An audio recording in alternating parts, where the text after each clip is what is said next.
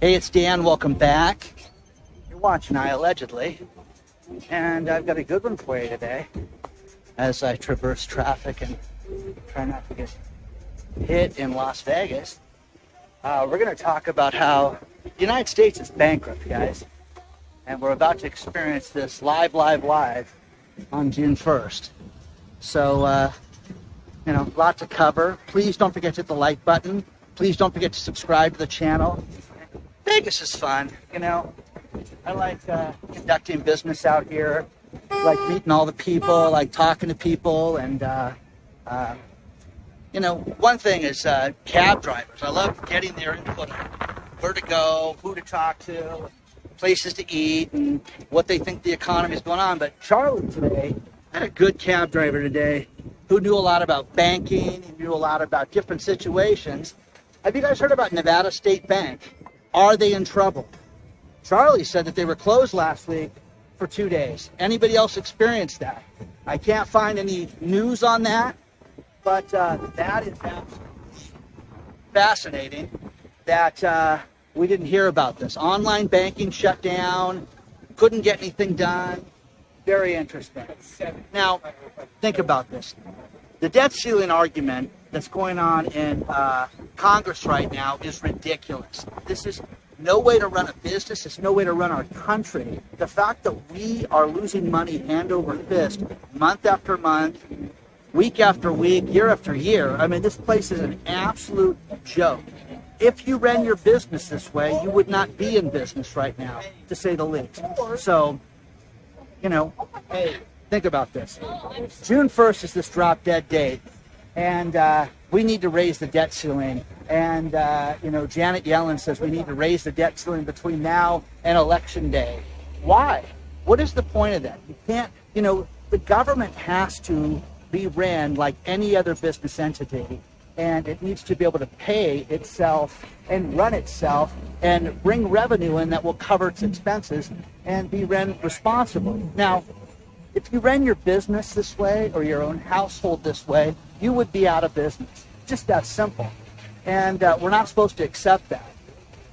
So, it doesn't look good because the Republicans came up with a solution and the Democrats hate it. They don't want to talk about it.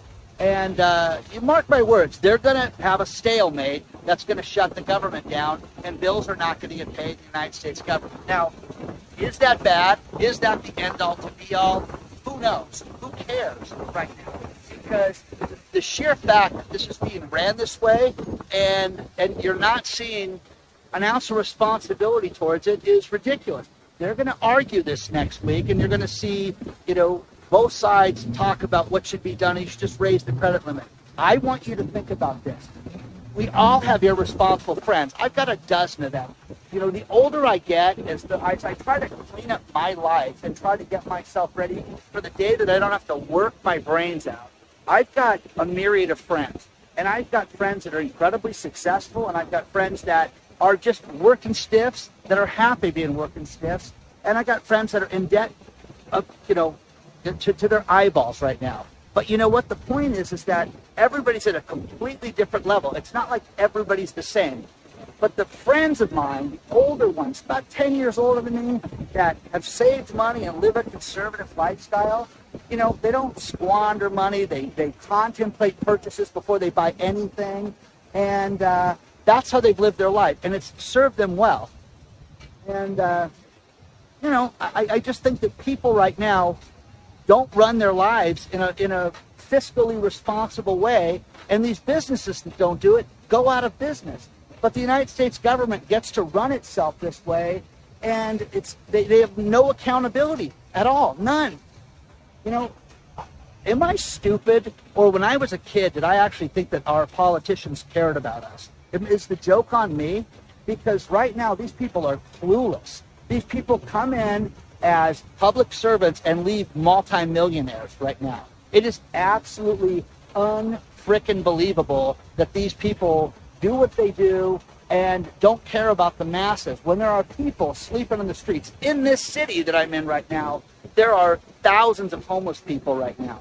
And then you've got a government that's giving away things, giving money to different countries and doing things that make zero sense on a grand scale. But, they're going to figure out extend their credit line. 40% of all businesses right now, on an average, 40% are not paying their rent currently, or at least 1 month behind in their rent. Why is that?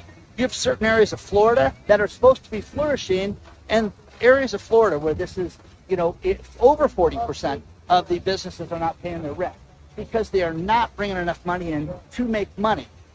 Guess what happens with these people if they don't pay their rent? They go out of business and they're finished forever, guys. That's the end of it. But the United States government can go out and just, hey, let's extend the credit line.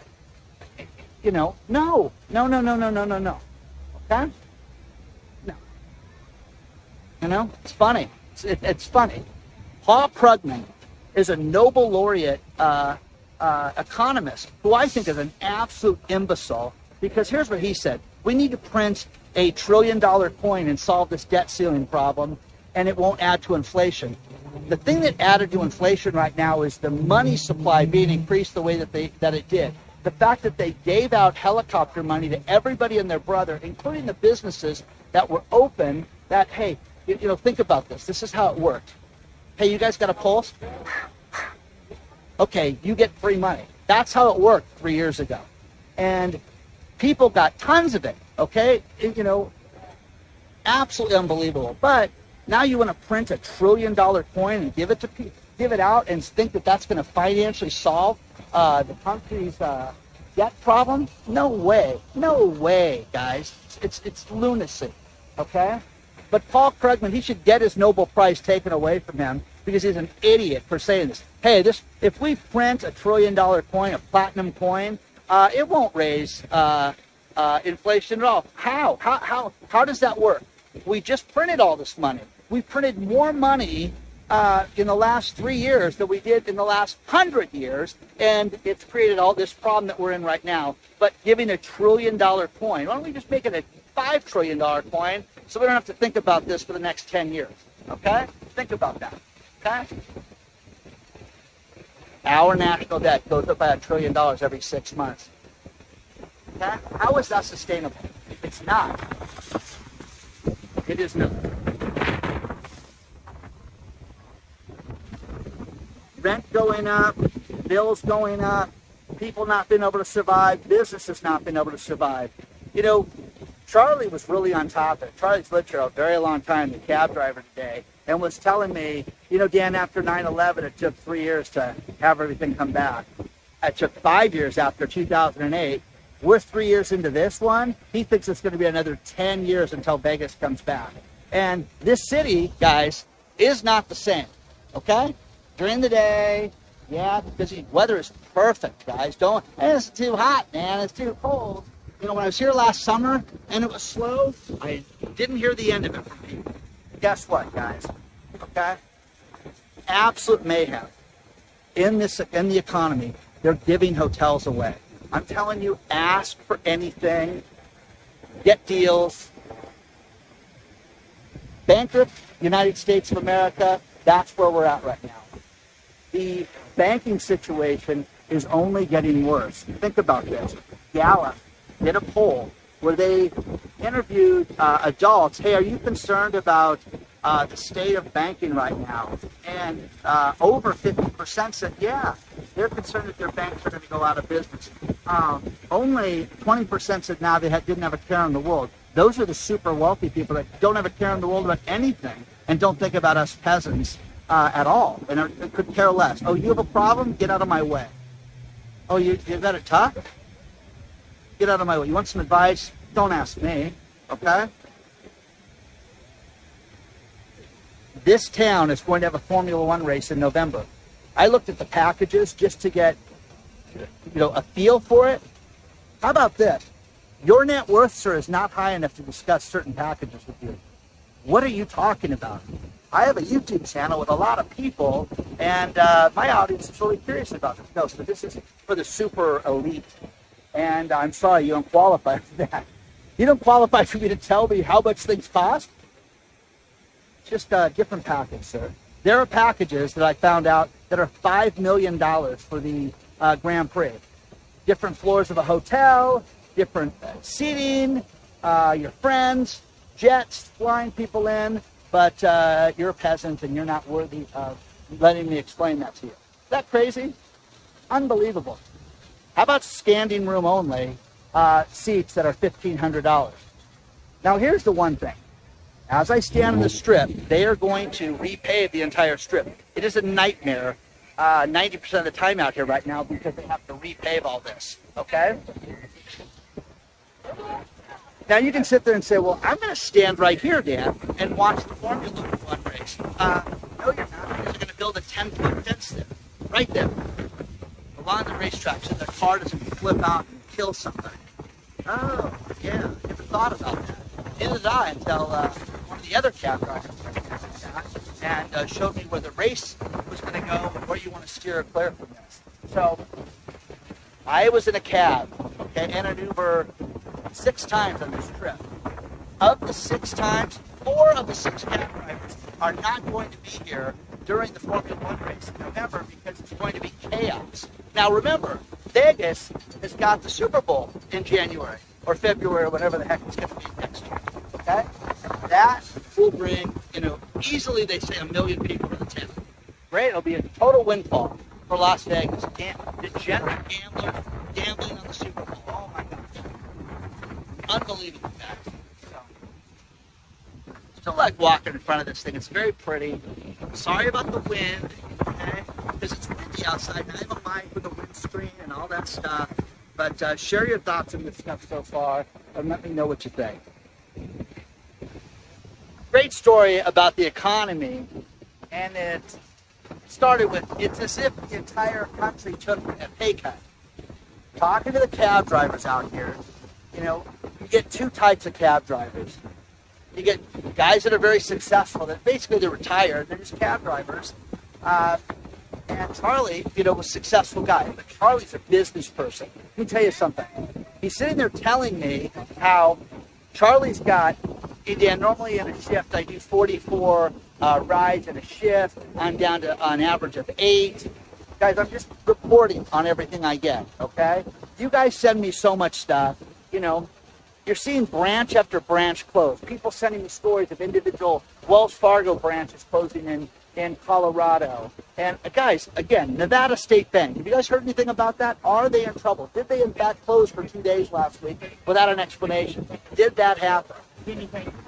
Charlie Munger, the girlfriend of Warren Buffett, he's saying that we have to be concerned about commercial real estate and that's going to be the next big problem for all of us to have.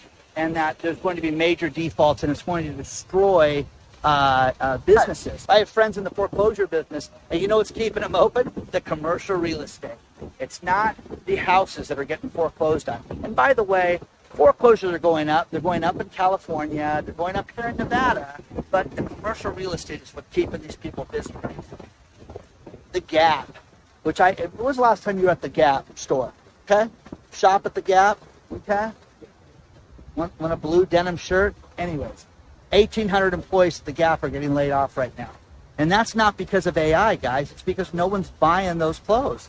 No one's going into the retail stores at the Gap and buying anything right now. This is what we're experiencing right now.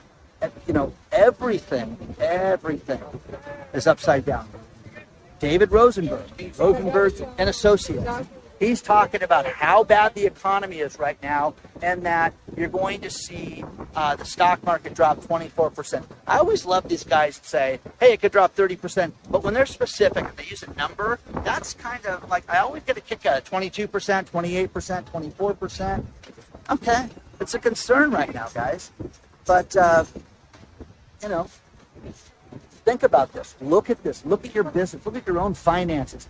I'm telling you this right now. The financial prepper, he's got a line that really makes sense. Chris and his wife, go buy food today. Go stock up on food today, no matter how expensive it is, because you're going to beat inflation. You're going to be prepared if there's a downturn. All the problems, stores with shipping, the supply chain issue that still hasn't been resolved, you're going to see yourself saving money and beating inflation if you buy food today. Now, 87,000 IRS agents are being hired to audit people, to audit the people under $400,000 a year. The people that are going to get the biggest audits are the people that make under $30,000 a year. Keep your records, guys. Keep your records.